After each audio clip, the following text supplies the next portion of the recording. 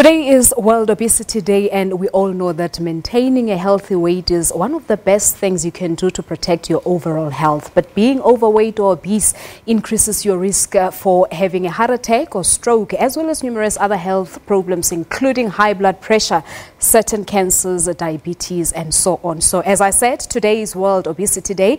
The day was launched back in 2015 to stimulate and support practical solutions to help people achieve and maintain a healthy weight, and also to reverse the obesity crisis.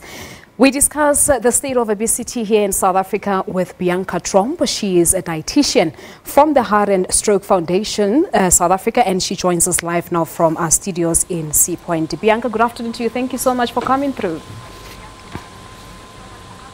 Good afternoon. Thank you for having me. Thank you so much indeed. Now, just, kindly paint us a picture of obesity here in South Africa. How far are we as compared to other countries? Okay, so in South Africa, it's actually, obesity is a major problem. We have about 68% of females being overweight or obese. That means that 2 in every 3 women are overweight or obese.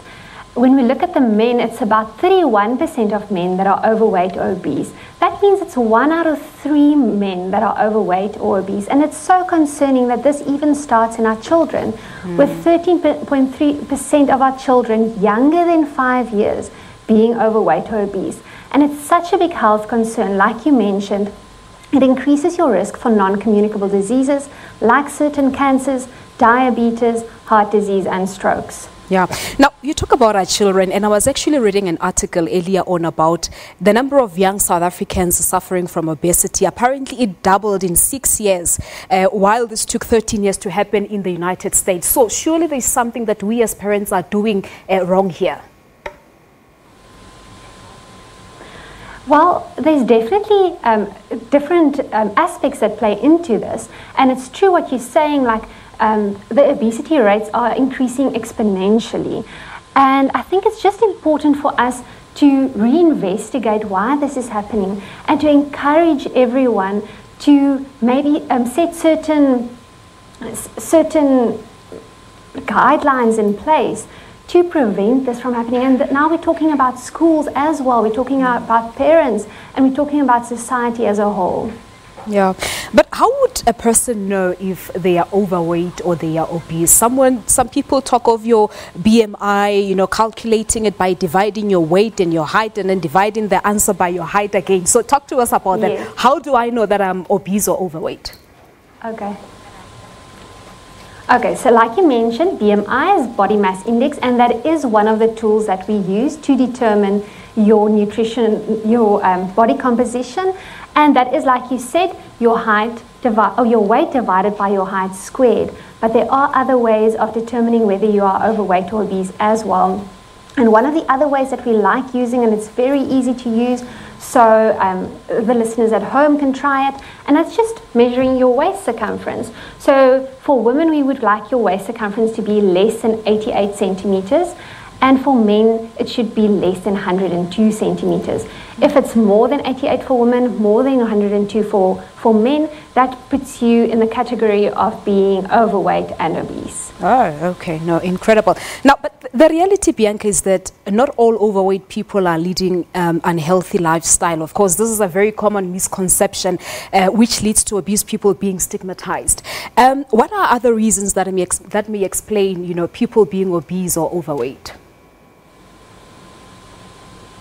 Okay, so it's true what you're saying. So not everyone who is overweight or obese is leading an unhealthy lifestyle. And today is actually World Obesity Day. And the theme for World Obesity Day this year is ending weight stigma.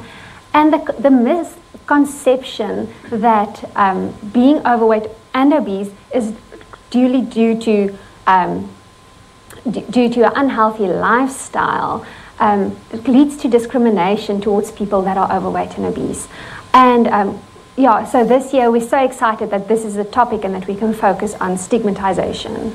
And I suppose education will play a very pivotal role, you know, educating the nation about obesity, because there are myths associated with overweight. Like, for example, in our black culture, it is in most cases associated with a sense of success when you're overweight. So how do we move away from that and educate the nation about obesity?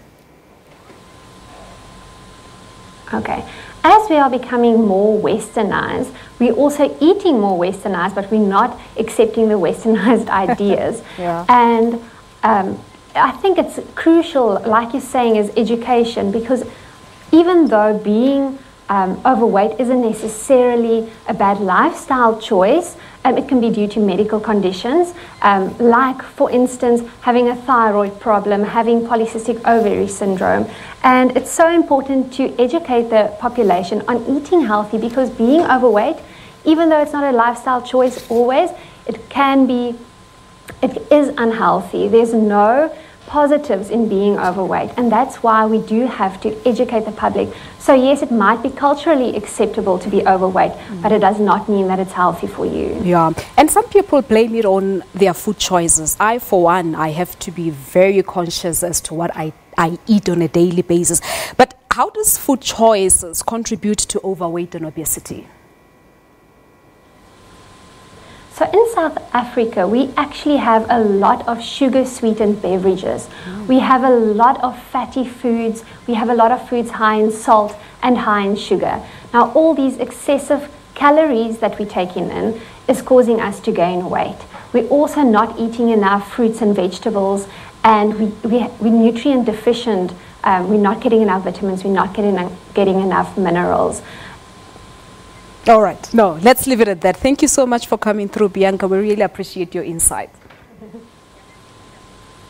It's such a pleasure. Thank you so much indeed. Well, there you have it. Bianca Tromp is a dietitian, of course, talking to us about the importance of World Obesity Day and what to do and what to consider to make sure that we actually move away from obesity as South Africans. Peter.